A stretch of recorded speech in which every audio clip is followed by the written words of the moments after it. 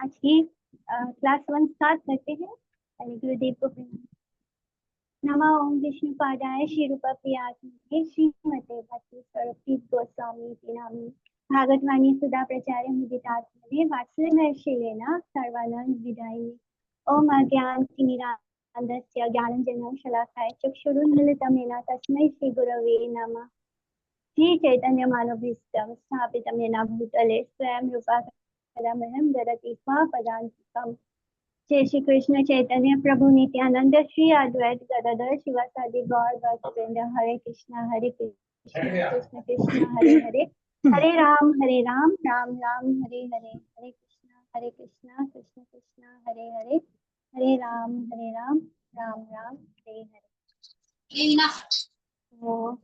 Same थोड़ा सा different. सभी लोग म्यूट कर लीजिए।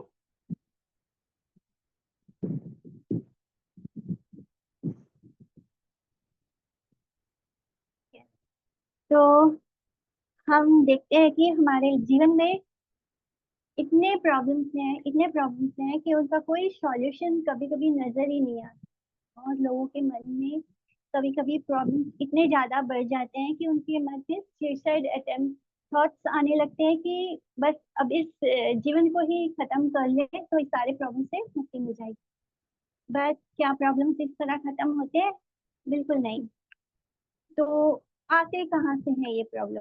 हमें मैंने इसका तो कहीं कोई अंत नजर ही नहीं आता। कोई कभी कभी तो ऐसे ट्रैप हो जाते हैं हम कि लगता है जैसे बाहर निकलने का कोई रास्ता ही नहीं बचा।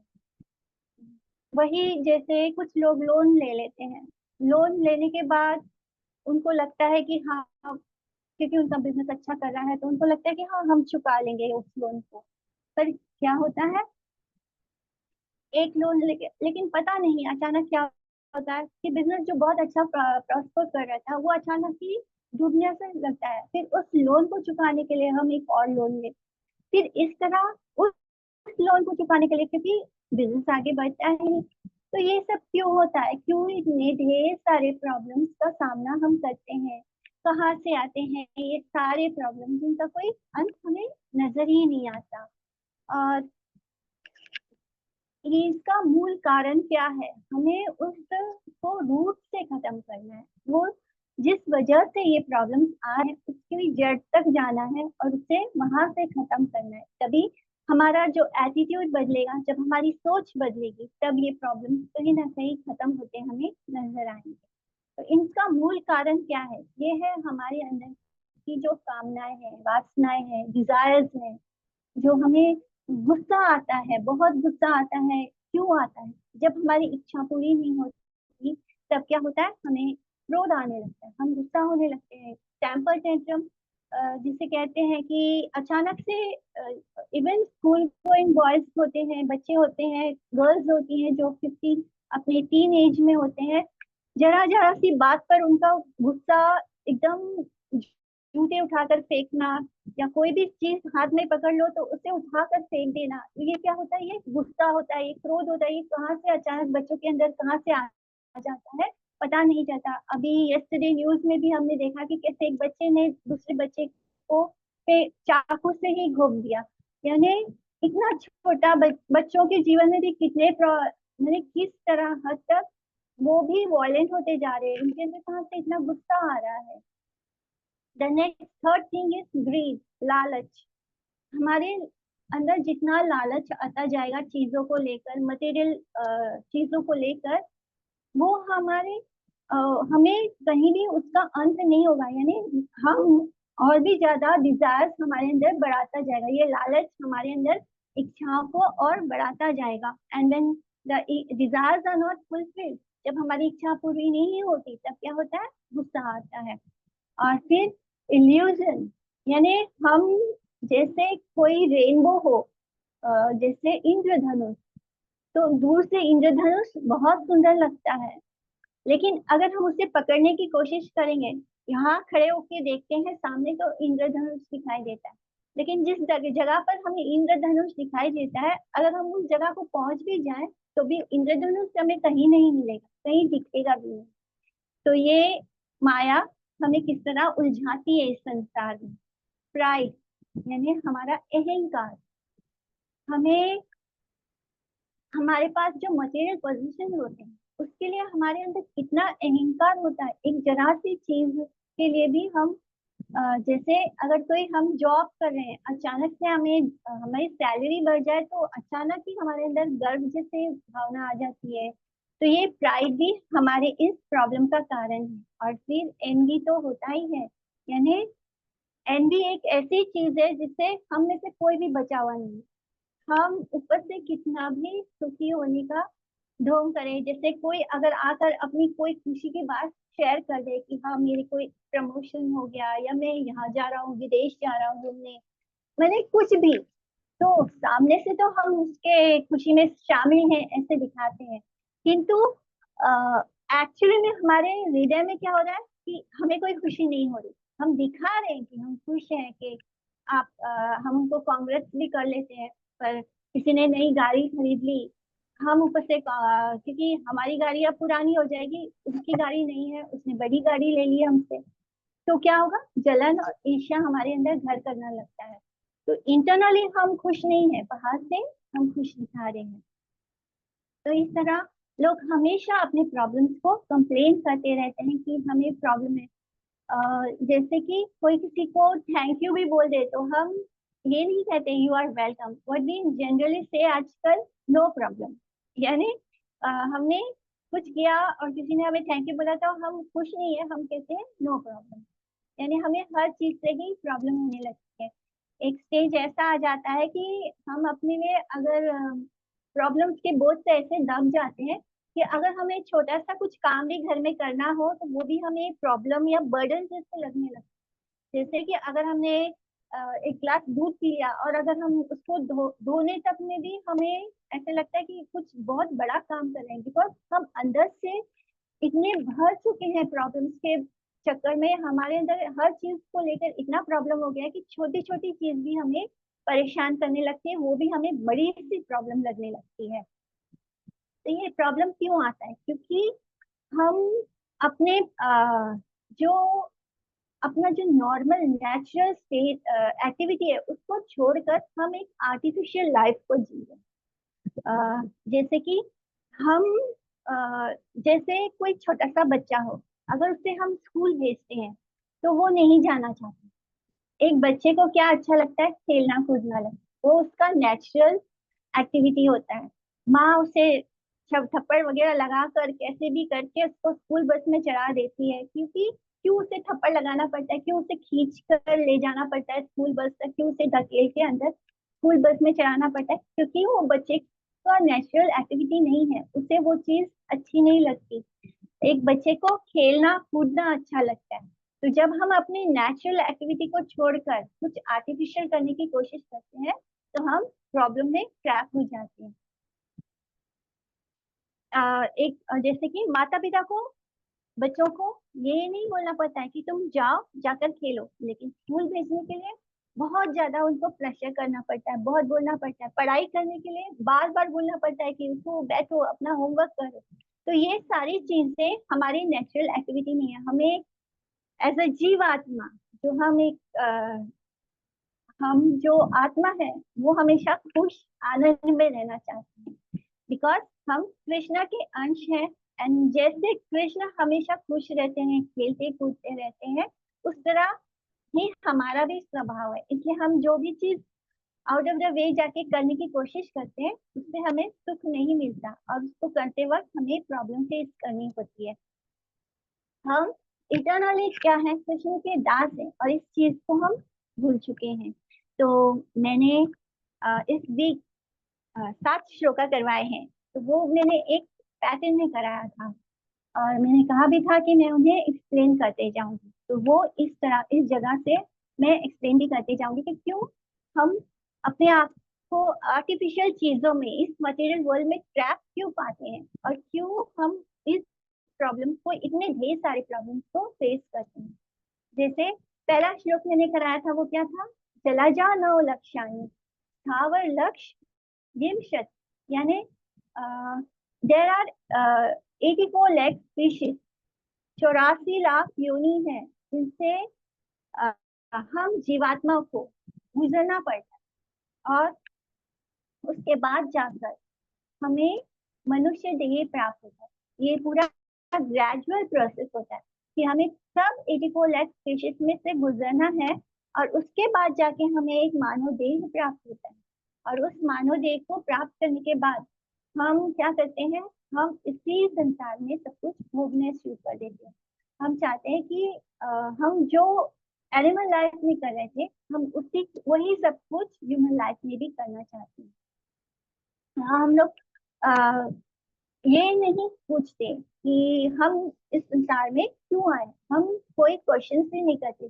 जैसे हम सबको देख रहे हैं वैसे ही हम इतने ज्यादा हम, बिकॉज हम इतनी योनियों से गुजरने के बाद हम इतने कंडीशन हो जाते हैं कि हमें लगता ही नहीं कि हमें कुछ हम ह्यूमन बीइंग होना कुछ खास बात है।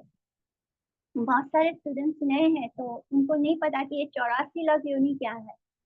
माने कि हम जो हैं, हम ये शरीर नहीं है, एक आत्मा है जो कृष्ण का अंश है।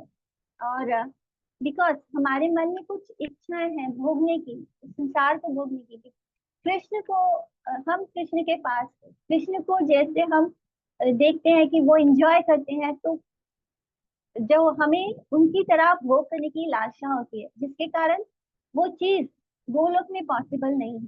गोलोक में सिर्फ कृष्ण ही भोग सकते हैं, बाकी सब उनकी सेवा सर्वेंट है। लेकिन वहां पे जो चीज पॉसिबल नहीं है, भगवान इतने दयालु हैं कि हमें 84 लाख इन योनियों में भोग करने के लिए भेज देते हैं, ताकि जो हमारी डिजायर्स, जो हमारी इच्छाएं थी, वो हमें इन 84 लाख योनियों में भोग सके।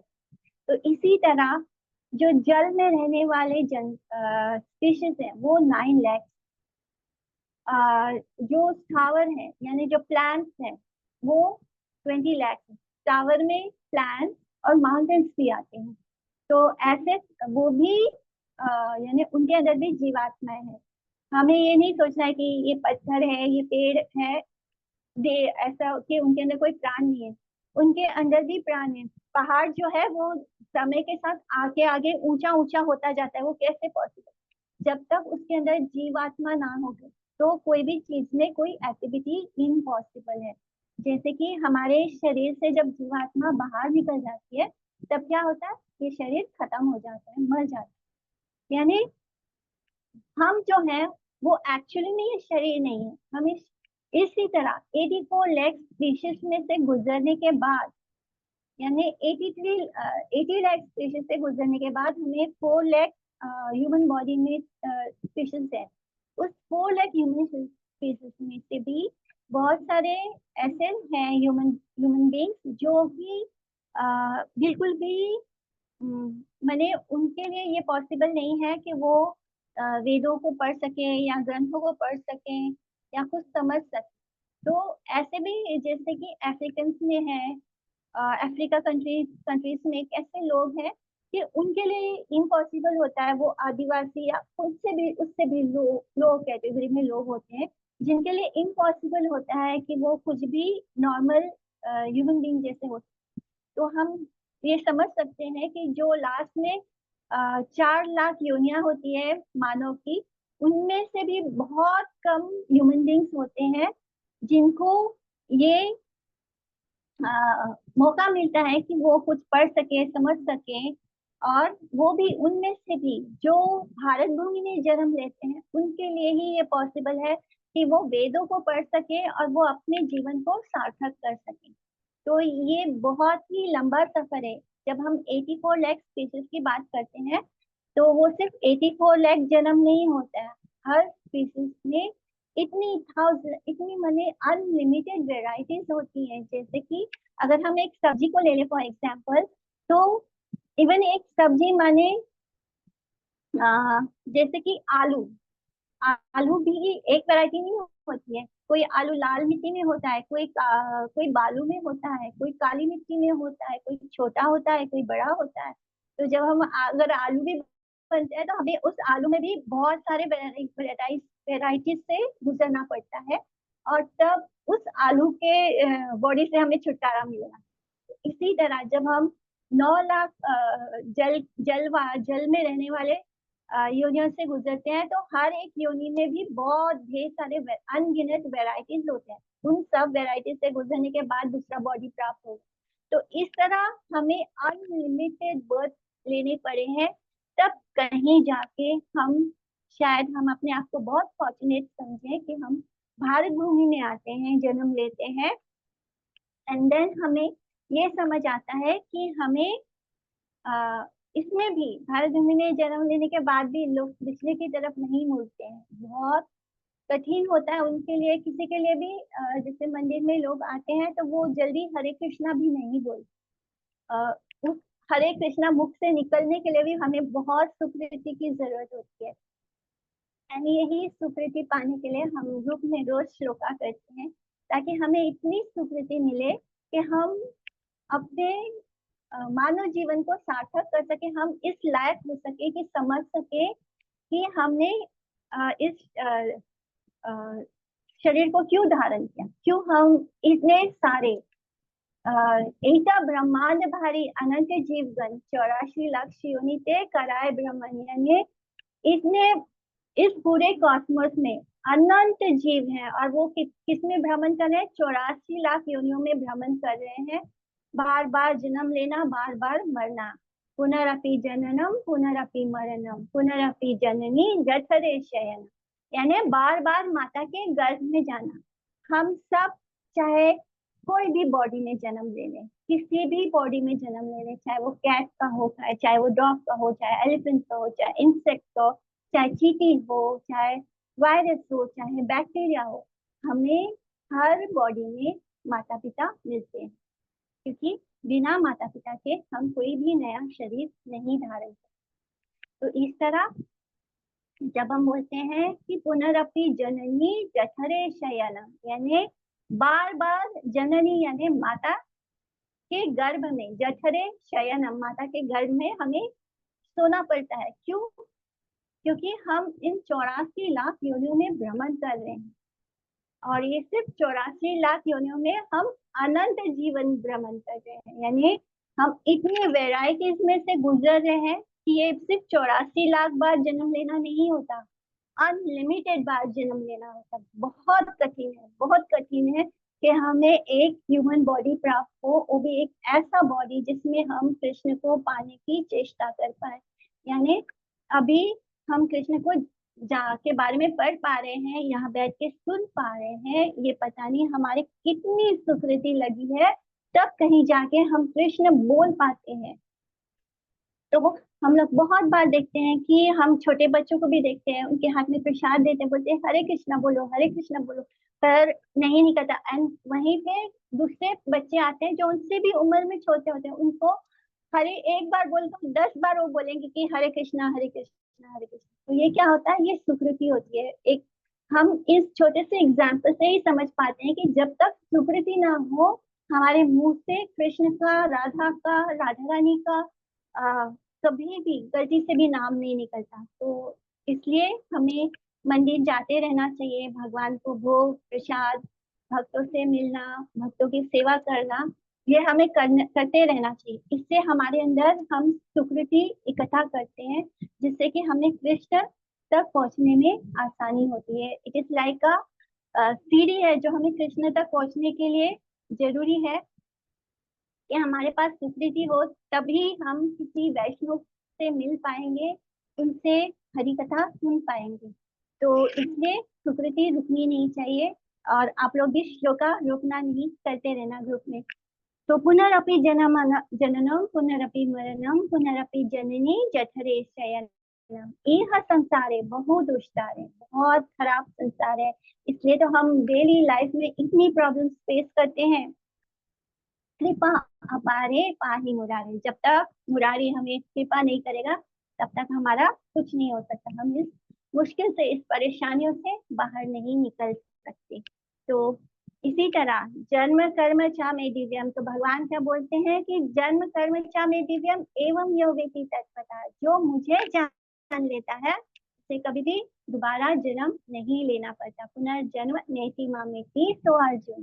तो इसलिए ये श्लोक मैंने लाइन बाय लाइन तरह इसलिए दिया था क्योंकि ये एक दूसरे से कनेक्ट होता है।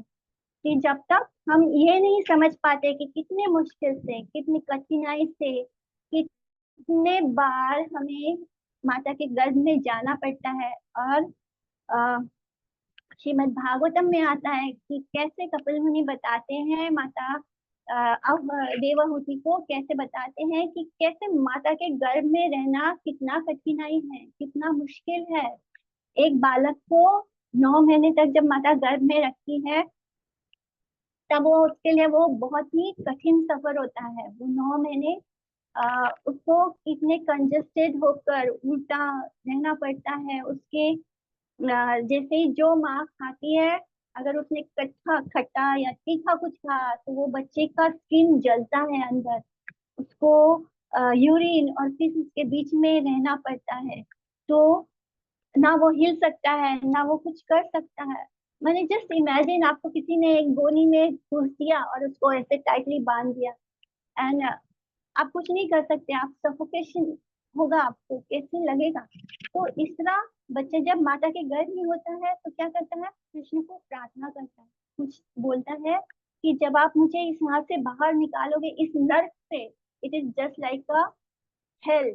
जब माता के गर्भ में बच्चा रहता है तो वो उसके लिए वो नर्क जैसी ही परिस्थिति होती है। जब वो उसमें से भगवान को प्रार्थना करता है कि जब मैं बाहर आऊंगा तो मैं कभी आपको भूलूंगा नहीं। बस क्या होता है, जैसे ही वो बच्चा बाहर जन्म लेता है तो रिश्तेदारों, आसपास सारे रिश्तेदार होते हैं, वो उसको इतना स्नेह और प्रेम देते हैं, क्योंकि जब नया बेबी आता है तो सब उसको इतना प्रेम और स्नेह देते हैं कि वो जीव आत्मा ये भूल जाती है कि उसने कृष्ण को क्या बोला था कि मैं आपको भूलूंगा नहीं।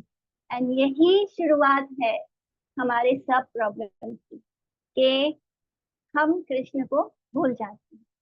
हर बार हम कृष्ण से कहते हैं कि हम उनको नहीं भूलेंगे, हर बार माता के गर्भ में हम ये प्रार्थना करते हैं कि हम उनको नहीं भूलेंगे, लेकिन जैसे ही माता के गर्भ से बाहर आते हैं हम सब भूल जाते हैं, कृष्ण को भूल जाते हैं। कृष्ण भूलिया जीव भोग वांछा करे, यानी हम भोग करने की इसमें आ जाते हैं, और फिर माया हमें परेशान करना शुरू कर देती है। तो इसी तरह इन प्रॉब्लम से बाहर निकलने का उपाय हमें नारद मुनि ने दिया था। श्रीमद् भागवतम के कैंटो 4 में चैप्टर 8 के वर्स 34 में आता है कि गुणाधिकान मुदम वित्ते अनुक्रोशम गुणाधमात मैत्रीम समनात अनविच्छेन तथा पैर अभिभूयते। कि हमें कैसे एक्ट करना चाहिए, क्यों हम इतने प्रॉब्लम फेस करते हैं, हम किस लिए इतने प्रॉब्लम फेस करते हैं। हमें आ, जैसे कि हम जब किसी से मिलते हैं तो कोई हमसे बहुत ज्यादा क्वालिफाइड है, यानी वो हमें देखते ही समझ में आ जाएगा। जब हम किसी से मिलते हैं, हम उनसे बात करते हैं, तो हमें बातचीत करते हुए ऐसा फील हो जाता है कि ये तो मुझसे ज्यादा जानता है ये। तो वहीं पे क्या होता है कि हमें अंदर एनवी होना शुरू हो जाता है कि ये तो मेरे से ज्यादा आगे बढ़ जाएगा, एनवियस हो जाते हैं। बट एक्चुअली में नारद मुनि क्या बोलते हैं, जब हम किसी को अपने से ज्यादा अच्छा देखते हैं, क्वालिफाइड देखते हैं, तब क्या करना चाहिए, हमें उनसे मिलके खुशी होना चाहिए। कि अच्छा है कि हम अपने से जब किसी ज्यादा जानकार व्यक्ति से मिले तो हमें खुशी होनी चाहिए। क्यों होनी चाहिए, क्योंकि हमें उससे बहुत कुछ जानने को मिलेगा। इसलिए जब हमसे कोई ज्यादा क्वालिफाइड हो तो हमें उससे मिलकर खुशी होनी चाहिए। जब हम किसी को मिलते हैं और वो हमसे बातचीत करते हुए ही पता चल जाता है इसको तो कुछ नहीं आता है, लेकिन हम लोग कैसे करते हैं, वो तो एक नंबर का बेवकूफ है, उसको तो कुछ आता ही नहीं, तो हम उसको लो ऐसे जैसे जैसे कोई हमारे घर में काम करने वाला हो, नौकर हो चाकर हो, तो हम क्या करेंगे, उसको एकदम लो ऐसे ट्रीट करते हैं। हम उनके साथ प्रेम और स्नेह या हमारे अंदर करुणा नहीं आती ऐसे लोगों के प्रति। बट नारद मुनि कहते हैं कि जब हम किसी ऐसे व्यक्ति से मिले जो हमसे थोड़ा लेस क्वालिफाइड हो, तो हमें उनकी तरफ कंपैशनेट होना है, हमें उनके लिए करुणा रखनी है, हमें उनके लिए दया रखनी है। जब हम किसी से कोई, अरे ये तो मेरे टक्कर का है ना, तो हमें अंदर से फील हो जाता है कि ये बंदा तो हमारे टक्कर का है। तो हमें एक्चुअली में क्या करना चाहिए, हमें उसके साथ फ्रेंडली होनी चाहिए।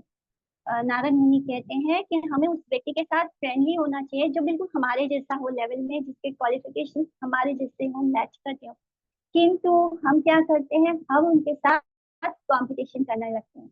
हमें उनसे ऊपर होना होता है, हमें उनसे आगे बढ़ना होता है, हमें उनको नीचा दिखाने के लिए हम उनके साथ कंपटीशन करने लगते हैं। और इस कंपटीशन में हम बहुत लेवल भी क्रॉस कर जाते हैं, कभी कभी तो क्रिमिनल एक्ट तक हो जाता है इसी कंपटीशन के चक्कर में। जैसे कि बच्चों के बीच जो दो फाइट्स हो जाते हैं, वो क्यों होते हैं, क्योंकि वो एक दूसरे से कंपटीशन कर रहे हैं, और जब वो जीत नहीं पाते तो वो यू लड़ाई झगड़ों में कन्वर्ट हो जाता है। तो ये श्लोका जो है भागवतम का, इसको हमें पकड़ के रखना है। ये हमें बहुत सारे प्रॉब्लम से बचाएगा।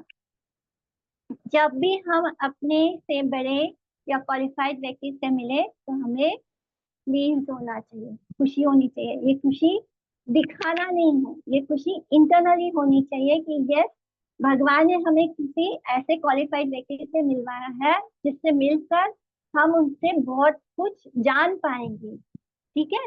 एंड जब कोई हमसे लो हो, हमसे कम क्वालिफाइड हो, उनके लिए कंपैशनेट हो कि थैंक गॉड कि हमें एक ऐसा बॉडी मिला, हमें इतनी इंटेलिजेंस मिली, हमें इतनी फैसिलिटी मिली है कि हम इतना क्वालिफाई कर पाए। इस व्यक्ति को नहीं मिल पाया, इसलिए वो इतना छोटा काम कर रहा है, सफाई कर्मचारी है, कुछ भी है, छोटा काम कर रहा है, क्योंकि उसकी किस्मत में वो सब नहीं लिखा था जो मेरी किस्मत में लिखा है। तो we should be thankful to God and उस व्यक्ति के प्रति कंपैशनेट होना चाहिए, उसके प्रति दया भाव रखिए, उनको छोटा नहीं फील कराइए, उनके प्रति अपने हृदय में कंपैशन रखिए, दिखाना नहीं है।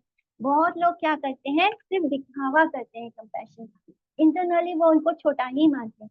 तो इंटरनली हमें उनके प्रति कंपैशनेट होना है, बिकॉज हम आ, हम पर भगवान की कृपा है, इसलिए हमें अच्छे घर में जन्म मिलता है। हम पे भगवान की कृपा होती है, इसलिए हम अच्छे से एजुकेशन कंप्लीट कर पाते हैं। क्योंकि बहुत लोगों के अंदर बहुत टैलेंट होता है, पर क्या होता है, कुछ सिचुएशन और परिस्थितियां ऐसी हो जाती है कि ना तो वो स्कूल की पढ़ाई भी पूरी नहीं कर पाती। तो ये सोचकर भगवान से को थैंक कीजिए, एंड जो हमसे लो क्वालिफाइड हो उनके प्रति कंपैशनेट रहिए। और जब कोई हमारे ही लेवल का हो, बिल्कुल हमारे जैसा ही हो, तो उससे मिलकर खुश हुई कि वो बिल्कुल हमारे जैसा है। तो उसके प्रति हमें फ्रेंडशिप का भाव रखना है, उनके साथ कंपटीशन नहीं करना, उनसे एनवियस नहीं होना, बिकॉज कंपटीशन करने के समय हम क्या होते हैं, हम एनवियस हो जाते हैं। इवन जब कोई हमसे ज्यादा क्वालिफाइड होता है तो हमको लगता है हम उनके जैसे तो नहीं बन सकते, तो क्या अंदर ही अंदर हमें जलन होती है। हम दूसरों से उनको उनके साथ तो हम नहीं हो पाएंगे तो क्या करने लगते हैं, दूसरों से उनकी निंदा करने लगते हैं, या कुछ इस तरह बात करने लगते हैं कि दूसरे भी उनको लाइक ना करें। तो हमें ये नहीं करना। हमें अगर कोई अपने जैसा मिले तो उसको अपना मित्र बना लीजिए, क्योंकि दो लोग जब इक्वली क्वालिफाइड होते हैं तब वो साथ में रहकर एक दूसरे से अपने व्यू पॉइंट्स को शेयर कर सकते हैं, जो हमें आगे ग्रोथ करने में हेल्प करता है। तो हमें हर चीज में पॉजिटिव साइड को देखना है। जब हम इस चीज को, इस फॉर्मूला को अपने लाइफ में एक्सेप्ट कर लेंगे तो ऑलमोस्ट बहुत ढेर सारी प्रॉब्लम हमारी सॉर्ट आउट हो जाएगी। अभी कैसे होता है कि अभी हमारे आसपास के लोगों से ही हमें ज्यादा दिक्कत होने लगती है। हमें लगता है कि ये मेरे बारे में ऐसे सोच रहा है, ये इससे मैंने आगे नहीं बढ़ सकता क्योंकि वो मुझसे ज्यादा क्वालिफाइड है। तो उसके उसके साथ कुछ गलत करने की प्लानिंग कर लेते हैं, या मन ही मन टूटते रहते हैं, मन ही मन हमें सुकून नहीं मिलता। सामने वाले को आगे बढ़ते देख के अगर हम उसी वक्त हृदय से उसको प्लीज हो जाए तो प्रॉब्लम वहीं सॉर्ट आउट हो जाए। लेकिन हम क्या करते हैं, हम उसको अपने अंदर जलन और ईर्ष्या पैदा करते रहते हैं। हम सामने वाले को आगे बढ़ते देख के खुश भी नहीं होते हैं, जो कि हमारे मानसिक परेशानियों का कारण बनती है, हमारे डिप्रेशन का कारण बन जाती है। हम इतना दुखी अपने प्रॉब्लम से नहीं होते जितना हम दूसरों को देख देख के दुखी हो जाते हैं। कोई बात नहीं, अगर हम किसी से लेवल पे नहीं है, या हम ज्यादा रिच नहीं है, या फिर हमारे पास ज्यादा बड़ी गाड़ी नहीं है, ये नहीं सोचना है कि सामने वाले के पास बहुत नई गाड़ी है और हमारे पास छोटी सी गाड़ी है, या हमारे पास गाड़ी ही नहीं है। तो भगवान ने जिनके पास गाड़ी दी है, वो तो हर वक्त गाड़ी में ट्रैवल करने के बाद शरीर को ही रोगी बना लेते हैं, चलना फिरना ही बंद कर देते हैं। लेकिन जिनके पास गाड़ी नहीं होती है, उनका बॉडी कितना हेल्दी रहेगा, वो चलेंगे फिरेंगे, उनके घुटनों में उतनी दर्द नहीं होगी। तो इस तरह पॉजिटिव चीज को देखना शुरू कीजिए। तो हमें किसी के साथ नहीं, हमें जो भगवान ने जितना दिया है, जब हम उसको देखकर उसमें अपना फायदा ढूंढते हैं, तब हम देखते हैं कि हम कितने खुश रह सकते हैं और कोई भी चीज हमें परेशान नहीं कर सकती। तो इस तरह हमें इस चीज को, ये सबसे पहला लेसन है, कैसे हम प्रॉब्लम से बच सकते हैं, लोगों के साथ जो हमें रिलेशनशिप है उसको कैसे सुधार सकते हैं, हम किसी के भी साथ बिना एनिमी बनाए हम कितने आराम से जी सकते हैं। तो जब ये हम मंडे को करेंगे, तो इस श्लोक को हमें बहुत अच्छे से बाहर करना है। भगवान ने इस संसार को क्रिएट किया, फिर हमें सारी नेसेसिटीज भी दे दिए, जो भी हमें जीवन को जीने के लिए जरूरी था, वो सब कुछ उन्होंने हमें प्रोवाइड भी किया, ताकि हम पीसफुली शांति से जी पाए और स्पिरिचुअली प्रोग्रेस कर पाए। इतने सारे भोग योनि देने के बाद वो ह्यूमन बॉडी दिए, ताकि हम ह्यूमन बॉडी में आकर स्पिरिचुअल इंक्वायरी कर सकें। वो क्या है? वेदांत सूत्र का जो श्लोक मैंने कराया, अथतो ब्रह्म जिज्ञासा, यानी अब तो हमें ब्रह्म की जिज्ञासा करनी चाहिए। ब्रह्म माने स्पिरिट सोल, हमारी आत्मा। अभी तो हमें समझना चाहिए कि हम कौन है। के आमी केनो हमारे जारे अभिप्राय इहा नहीं जानी के नहीं है, यानी मैं कौन हूँ, मुझे ये इतनी चीजें परेशान क्यों कर रही है। ये जो तीन तरह के ताप होते हैं, आदि भौतिक, आदि दैविक, आध्यात्मिक। आदि भौतिक ताप वो होते हैं जो हमें दूसरे जीव जंतुओं से प्राप्त होते हैं, जो दूसरे लोगों से प्राप्त होते हैं, जीवों से प्राप्त होते हैं, वो होता है आदि भौतिक। जैसे कभी किसी कुत्ते ने हमें काट लिया, कभी बिल्ली ने काट लिया, कभी किसी इंसान ने हमें जोर से घूसा मार लिया, या फिर किसी के हाथ लग जाता है मुंह को तो जोर से हो जाता है डैमेज, यानी जाने अनजाने में किसी दूसरे जीवात्मा ने हमें कष्ट पहुंचाया, तो वो होता है आदि भौतिक। फिर आध्यात्मिक होता है, जो हमारे मन को पीड़ा होती है, जब किसी को अच्छा करते हुए देख के जब हमें जलन और ईर्ष्या होने लगती है, बजाय इसके कि हाँ उसने अच्छा किया, चलो खुशी की बात है, कोई बात नहीं। अगर हम किसी और के खुशी में खुश हो जाए तो क्या दिक्कत है, कम से कम हमारे मन को तो पीड़ा नहीं होगी कि मेरे पास ये चीज नहीं है। क्यों नहीं दिया भगवान ने? नहीं दिया क्योंकि आपको भगवान शायद कुछ और देना चाहते हैं। भगवान आपके लिए जो सही है वो आपको देते हैं, जो उनके लिए सही है उनको देते हैं। कभी कभी ज्यादा मटेरियल प्रॉस्पेरिटी ज्यादा बीमारियों का कारण बनती है। हरे कृष्णा।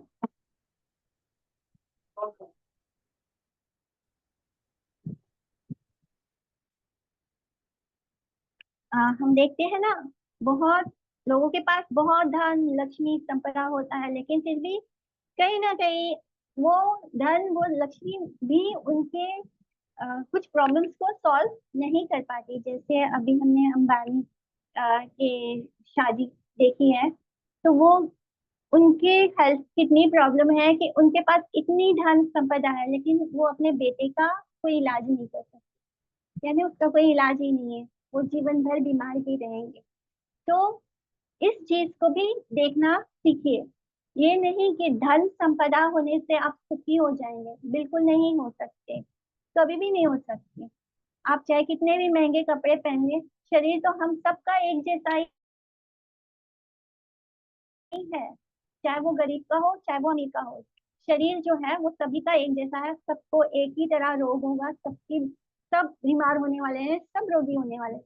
अगर हम बहुत बीमार है, तब अगर हमने बहुत कीमती कपड़े पहन लिए, तो उससे क्या होगा? हमारी बीमारी ठीक हो जाएगी? हम बड़ी गाड़ी का इस्तेमाल क्या करेंगे, अस्पताल जाने के लिए करेंगे। तो ये सब चीज नहीं देखना है। भगवान ने हमें जितना दिया है वो जानते हैं हमारे लिए क्या अच्छा है, कितना अच्छा है, और वो हमें उतना देते हैं जिससे कि हम सुकून से शांति से रहकर फ्यूचर लाइफ में आगे बढ़े। जिनके पास ज्यादा बड़ा बिजनेस है उनको तो समय ही नहीं कि कब वो भगवद गीता उठाकर पढ़ेंगे या कब वो भगवान के मंदिर जाएंगे। उनके घर में पूजा पाठ करने के लिए भी कौन होते हैं, वो किसी पंडित को रख देंगे, वो उनके लिए पूजा करेंगे। यानी वो खुद से भगवान की सेवा भी नहीं कर सकते हैं। जैसे अम्बरीश महाराज, वो कितने स्पिरिचुअली इंक्लाइन थे, कितने अच्छे भक्त थे कि वो राजा होने के बावजूद क्या करते थे, भगवान के मंदिर को क्लीन करते थे, डेटीज की सेवा करते थे। तो ये चीज होनी चाहिए, ये सब करने का समय। अगर हम गरीब हैं, अगर हमारे पास कम धन है, तो हमारे पास बहुत समय है भगवान की सेवा करने के लिए। इस चीज को देखिए कि हम यहाँ क्यों आए हैं। Why have we got this human body? हमें मानव शरीर क्यों प्राप्त हुआ है, किस लिए प्राप्त हुआ है, क्यों हम ये जिज्ञासा क्यों नहीं करते कि एक्चुअल भगवान ने हमें बोलने की शक्ति दी लेकिन जानवरों को क्यों नहीं दी। भगवान ने हमें बुद्धि दी, जानवरों को क्यों नहीं दी। हमारे सामने अगर कुछ हमें बहुत पसंद है, वो चीज हमारे सामने रख दी जाए, तब भी हम उसको झपटा मार के नहीं खाएंगे। बट सेम चीज जानवर या पक्षियों के सामने आप रख दो, वो तुरंत उसको आकर घेर लेंगे और खाना शुरू कर देंगे। यानी ये हमारे अंदर सेंस कंट्रोल है, जानवरों में नहीं है। कुछ तो सोचना चाहिए कि क्यों भगवान ने हमें ऐसे अलग बनाया, हमें जानवरों जैसे नहीं बनाया। जबकि हमें और जानवर में क्या अंतर है? वो भी जो करते हैं हम भी वही कर रहे हैं, है ना। लेकिन जब तक हम ये क्वेश्चन नहीं करते भगवान, यानी जब तक हमारे अंदर ये क्वेश्चन नहीं आता कि हु एम आई, मैं कौन हूँ, मैं यहाँ कहाँ से आया हूँ, किसने मुझे बनाया है, जब तक ये क्वेश्चंस हम नहीं करते तो ये ह्यूमन बॉडी, ये इंटेलिजेंस, ये बुद्धि इसलिए नहीं मिला कि हम बहुत अच्छा बिजनेस करें, हम रिसर्च करें, हम साइंटिस्ट बन जाएं। इसलिए नहीं मिला। ये बुद्धि इसलिए मिली कि हम भगवान को समझने की कोशिश करें, हम अपनी लाइफ को स्पिरिचुअल बना सके। क्योंकि भगवान ने इंसान में और जानवर में सिर्फ एक ही अंतर दिया है, हम अपने सेंसेस को कंट्रोल कर सकते हैं, जानवर नहीं कर सकता। बिकॉज हम अपने सेंसेस को कंट्रोल कर सकते हैं, इसका मतलब हमारे पास बुद्धि है, इसलिए हम अपने सेंसेस को कंट्रोल कर सकते हैं। हमारे सामने कोई चीज लाकर, कोई मेहमान किसी के घर जाए, उन्होंने खाने पीने की चीज लाकर रख दी, भले ही हमारे कितनी भी फेवरेट हो, जब तक कोई हमें बहुत बोलता नहीं है, इंसिस्ट नहीं करता कि हाँ आप लीजिए, आप पाइए, तब तक हम उसको हाथ भी नहीं लगाते। तो इतना हमारे अंदर सेंस कंट्रोल है कि हमारी पसंद की चीज भी सामने हो तो हम उस पर झपटा नहीं मारते हैं। तो ये दिखाता है कि हम कितने इंटेलिजेंट हैं, हम कितने बुद्धिमान हैं। और ये बुद्धि भगवान ने और किसी योनि में, जो 80 लाख योनि है उनमें किसी को भगवान ने ये बुद्धि नहीं दी। यानी इसीलिए जो ऊपर के जो 80 लाख योनियां हैं, जो 9 लाख जल में रहने वाले, जो 20 लाख स्थावर पेड़ पौधे और पहाड़ वगैरह पर्वत वगैरह हैं, और 11 लाख कीड़े मकोड़े हैं, 10 लाख पक्षियों की योनियां हैं, 30 लाख पशु योनि है, और उस ये जो 4 कैटेगरी है, 5 कैटेगरी, इनमें बुद्धि नहीं है, इनके अंदर सेंस कंट्रोल नहीं है, ये सिर्फ भोग करते हैं। इनको बस खाना आता है, पीना आता है, सोना आता है, बस।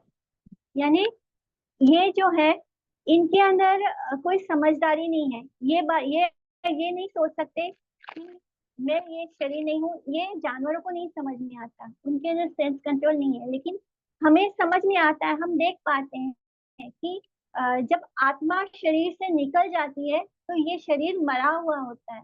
लोग बोलते हैं कि वो चला गया, हमें छोड़ के चला गया, मैंने सो एंड सो व्यक्ति हमें छोड़ के चला गया। हम क्यों ऐसे बोलते हैं?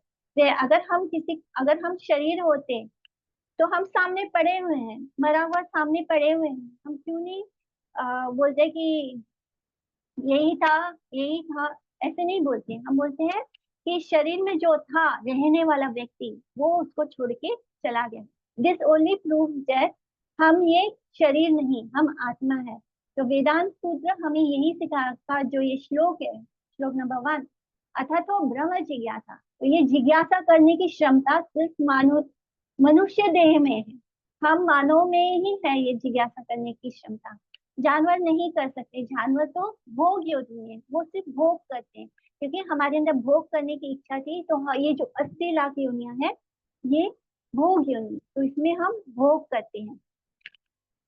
इस तरह हमें ये पूछता है कि भगवान के हम हैं कौन, क्यों आए हैं इस संसार में, और क्यों हमें हमारी लाइफ में इतने प्रॉब्लम्स है। ये जो 3 तरह के ताप है, ये क्यों है।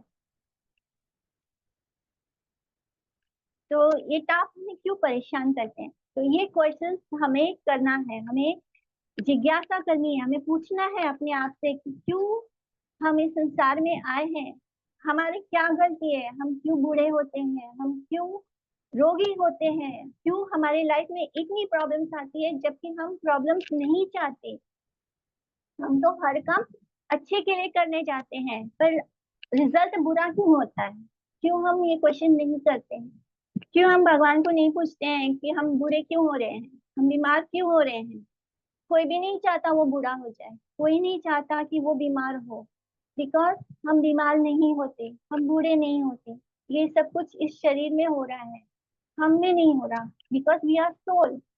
हम ये सब चीज इसलिए नहीं चाहते क्योंकि आत्मा जो है वो कभी बुरी नहीं होती, वो कभी बीमार नहीं होती, वो कभी रोगी नहीं होती।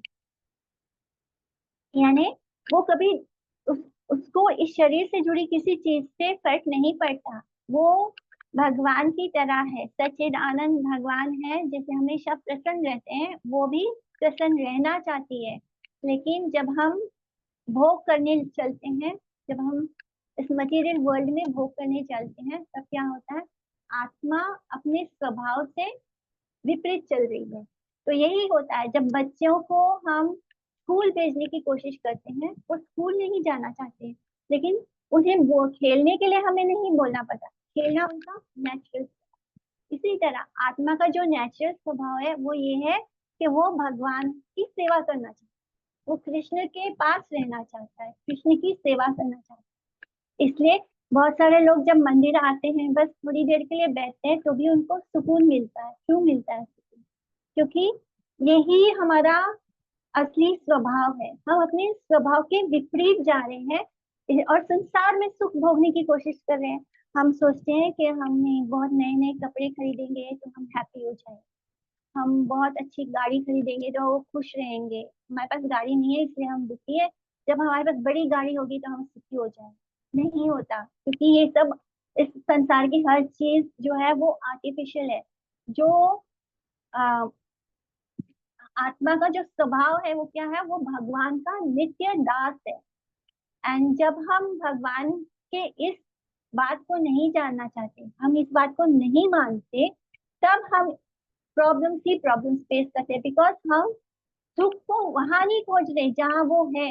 जो हमारा नेचुरल स्वभाव है कृष्ण की सेवा करना, जब हम उसको नहीं एक्सेप्ट करके इस संसार में सुख खोजने की कोशिश करते हैं, हम अपने पोते पोतियां होते हैं उनके साथ खेलते हैं कूदते हैं, लेकिन हम भगवान की तरफ ध्यान नहीं देते। हम अपने हस्बैंड वाइफ की सेवा करते हैं लेकिन भगवान की तरफ नहीं देखते। यानी हम सेवा भी नहीं करते।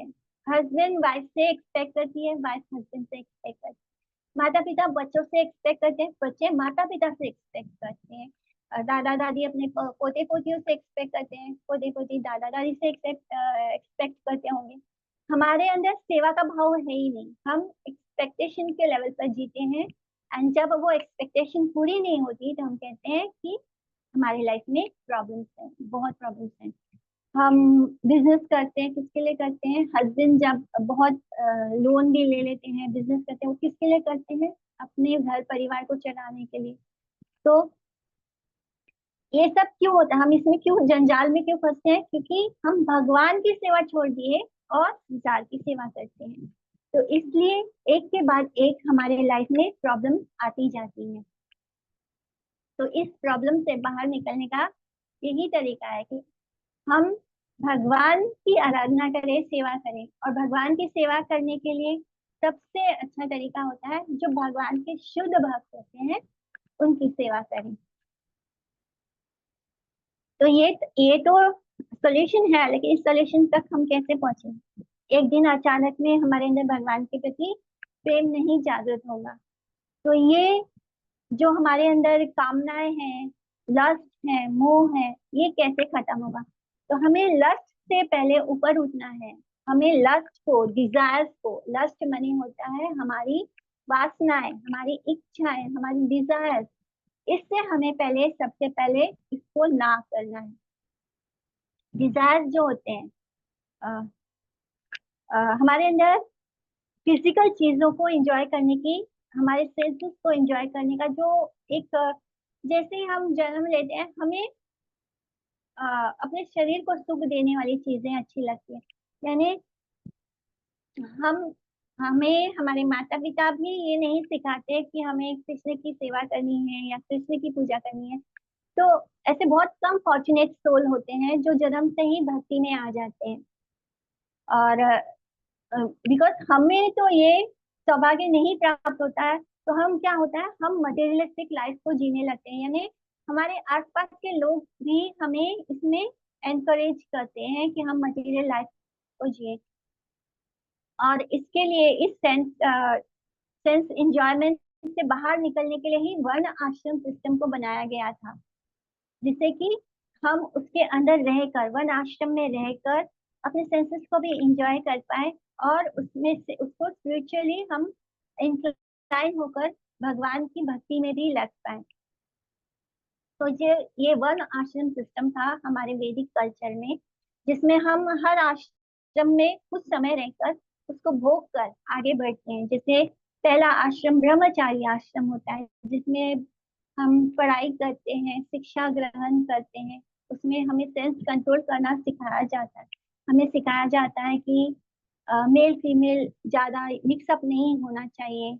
हमें सेंसेस को कैसे कंट्रोल में रहना रखना है, हमें कैसे आ, अपने मन को कृष्ण में लगाना है, भक्ति करनी है। ये सब कुछ स्टार्टिंग के ब्रह्मचारी आश्रम में ही हमें सिखाया जाता था।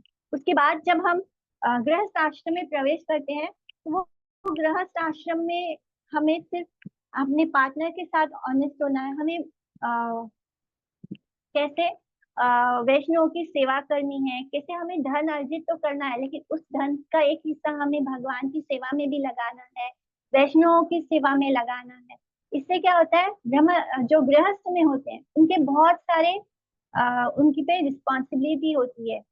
तो वो उसको पूरा करते हुए जब आगे बढ़ते हैं, तब वो वानप्रस्थ में जाते हैं। आफ्टर 50 वो वानप्रस्थ आश्रम में जाते हैं, जिसमें वो अपनी वाइफ को लेकर अलग हो जाते हैं। अपने जो बेटे बेटी बहू बेटियां हैं, उन सबसे दूर हो जाते हैं। क्यों? ताकि उनके अंदर घर गृहस्थी को लेकर कोई मोह ना बचे, जिससे कि आगे वो अपनी स्पिरिचुअल जर्नी को अच्छी तरह से कर पाए, जो कि आज की सोसाइटी में होता नहीं है। आज की सोसाइटी में हम ब्रह्मचारी से गृहस्थ में आते हैं और गृहस्थ के बाद हमारा आश्रम वही स्टॉप हो जाता है। इसके बाद हम आगे वानप्रस्थ में नहीं बढ़ते हैं।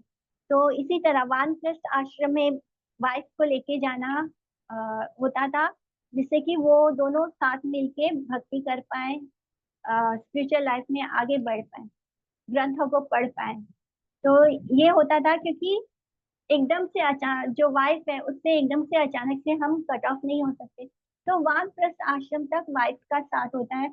उसके बाद जो संन्यास आश्रम है, उसमें हस्बैंड वाइफ से भी अलग हो जाते हैं और पूरी तरह भगवान की भक्ति में चले जाते हैं। मटेरियल लाइफ से पूरी तरह धीरे धीरे वानप्रस्थ आश्रम में जाकर धीरे धीरे मटेरियल लाइफ को भी छोड़ देते हैं। और फिर जब संन्यास लेते हैं, तो वो एक पक्का संन्यास होता है कि उनके मन से पूरा इस संसार के प्रति जो डिजायर्स है, अपने परिवार के प्रति जो मोह माया है, उससे पूरी तरह हट जाते हैं एंड 100% फ्यूचर लाइफ में आगे बढ़ जाते हैं। यानी घर परिवार जब तक कुछ त्याग दिया जाता है, तो कुछ मेरा, मैं और मेरा का भाव खत्म हो जाता है। जो गृहस्थ होते हैं उनके अंदर मैं और मेरा का भाव बहुत ज्यादा होता है। इसलिए गृहस्थों के लिए इतने नियम बनाए गए हैं कि वो ज्यादा से ज्यादा चैरिटी करें, जिससे कि उनके अंदर देने की भावना बढ़ती जाए।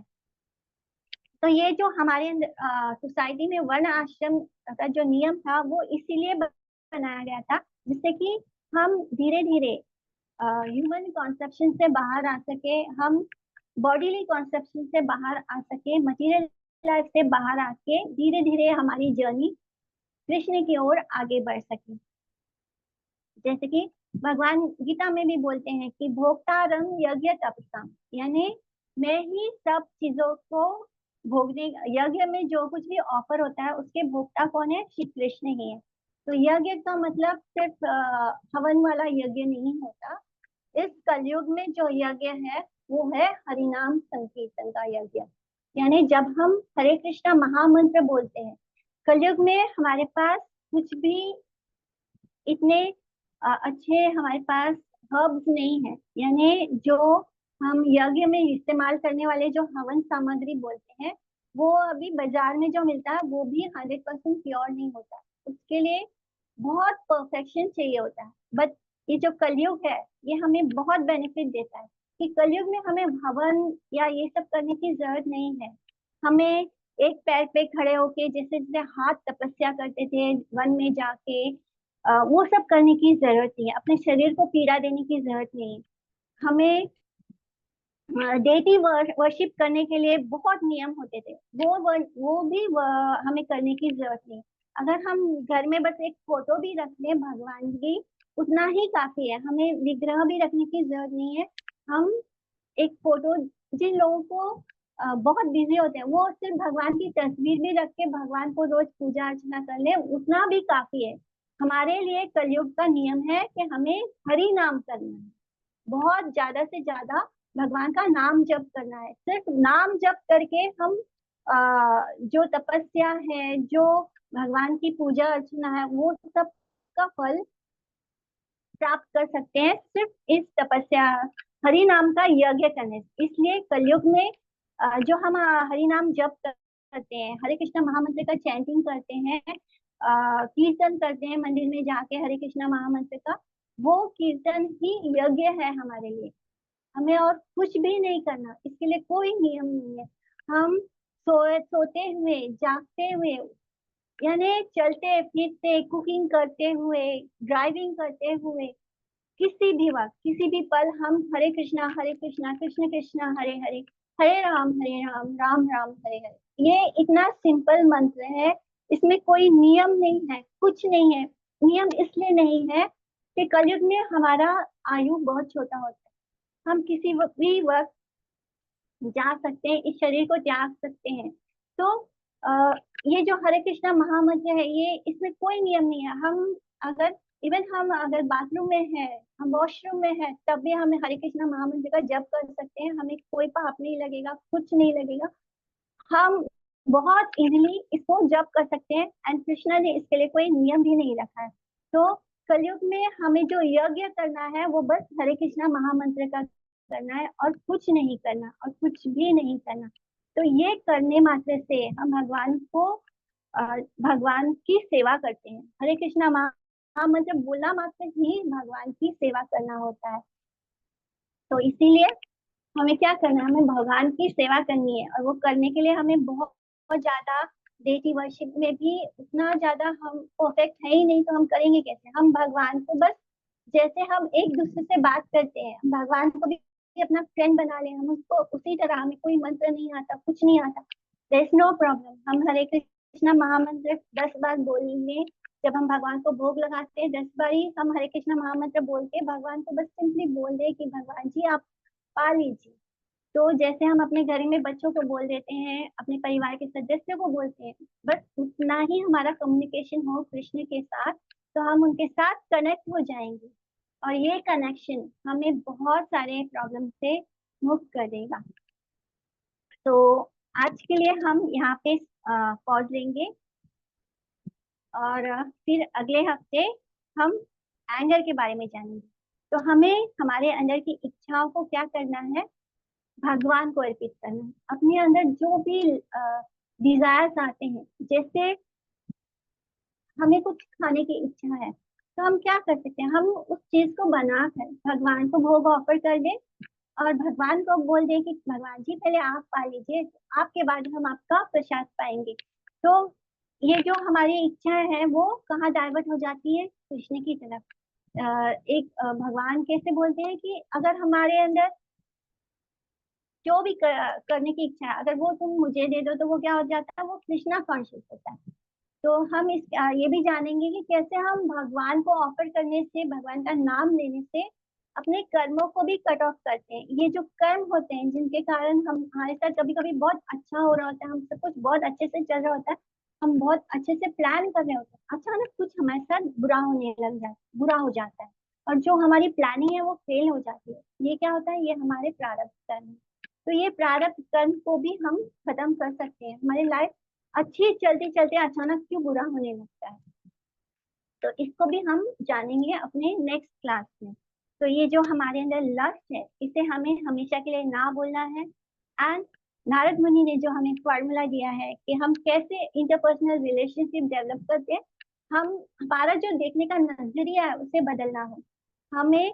हम जब शरीर से हेल्दी होंगे, हम जब सबको एक साथ सबके लिए अच्छा फील रखेंगे, तो हमें ना तो जलन होगी ना ईर्ष्या होगी। ये जो जलन और ईर्ष्या है, यही हमारे अंदर हाई बीपी एंड डायबिटीज के कारण बनते हैं। ये जो हम लोग को डायबिटीज, आजकल हर कोई डायबिटिक हो रहा है, हर किसी को डायबिटीज हो जाता है। क्यों होता है? क्योंकि उनका बीपी हाई होता है। High BP is the cause के हमें डायबिटीज होती है, हमें मेंटल स्ट्रेस होता है। ये सब इस चीज के कारण है क्योंकि हमारी सोचने की दिशा ही गलत है। अगर हम सबके लिए अच्छी भावना रखें, हमारे पास जितना है, अगर हम इसमें खुश हैं, तो हम हेल्दी रहेंगे, और जब हम हेल्दी रहेंगे तो हमें कोई प्रॉब्लम नहीं होगी, कोई प्रॉब्लम हमें बोझ नहीं लगेगी। अगर हमें प्रारब्ध कर्म भी भोगना होगा, तो हम हरि नाम करते हुए उसे भोगेंगे। और जब हम हरि नाम लेते हैं, तो वो जो प्रॉब्लम बड़ी होती है, वो कृष्ण उसको छोटा भी कर देते हैं, और कभी कभी पूरी तरह खत्म भी कर देते हैं। जैसे जैसे हमारा हरे कृष्णा महामंत्र का जब आगे बढ़ता है, वो प्रॉब्लम खत्म भी होने लगती है। लेकिन इसके लिए पहले कृष्ण से रिश्ता जोड़ना है। उनके साथ जरूरी नहीं कि कोई मंत्र बोल के ही हम कृष्ण से बात कर पाए। Just talk to him like he is your friend. जैसे हम अपने फ्रेंड से बात करते हैं, इनसे ज्यादा अच्छा दोस्त हमें कहीं नहीं मिलेगा। एक बार उन पे ट्रस्ट करके देखिए, कैसे कृष्ण हमारे हर बात का जवाब भी देते हैं, और हमें हर प्रॉब्लम से बाहर भी निकालते हैं। जब आप कृष्ण के साथ इस तरह का रिलेशनशिप डेवलप करेंगे, तभी आपको समझ में आएगा कि कृष्ण सच में हमारे सबसे बेस्ट फ्रेंड है। सो एनी डाउट, किसी को डाउट हो तो पूछ सकते हैं। हरे कृष्णा, एनी डाउट? हरे कृष्ण माता जी। आपके लाइफ में कुछ प्रॉब्लम है? हरे कृष्णा, पूछिए। Any problem? ओके, ठीक है। तो हम नेक्स्ट क्लास लेंगे नेक्स्ट सैटरडे को, एंड वी विल सी कि कैसे हम अपने एंगर को कंट्रोल कर सकते हैं। हरे कृष्णा दीदी। हरे कृष्ण। हरे कृष्ण हरे माता कृष्णा। जी। राधे राधे। राधे राधे। वांछा दंडवत प्रणाम विश्वरूप। वांछा कल्पतरुभ्यश्च कृपा सिन्धुभ्येव च पतितानां पावनेभ्यो वैष्णवेभ्यो नमो नमः। दंडवत प्रणाम एवरीवन। हरे कृष्णा। हरे कृष्णा माता जी। दंडवत हरे प्रणाम। कृष्णा दीदी, दंडवत दंडवत प्रणाम। प्रणाम। हरे दंडवत कृष्णा। प्रणाम। हरे कृष्णा। हरे कृष्णा।